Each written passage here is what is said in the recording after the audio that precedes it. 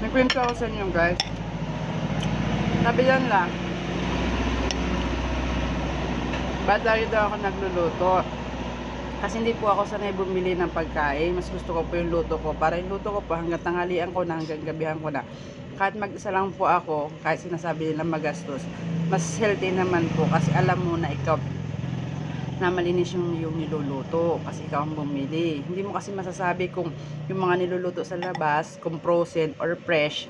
O diba, hindi naman ako nakain ng frozen na mga binibili. Kaya, mas gusto ko na ako nagluluto. Pasensya na kung nakikita nyo lagi sa video ko kumakain ako, ganyan-ganyan. Mas healthy kasi yung ikaw yung sariling luto kahit mag-isa ka lang.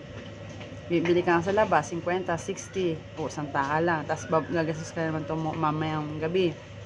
Kasi ngayon kasi, pwede ko pa siyang almusalan kung may matira pa ako. At least, i-divide mo yun 3 times, kainin mo yun sa isang ginastos mo, diba? Mas nakakatipid kasi healthy pa ikaw nagluto.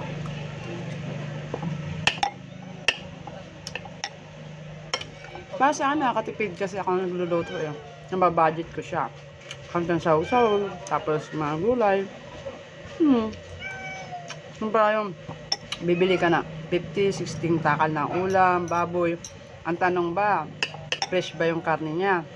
Hindi ba yung frozen? O diba?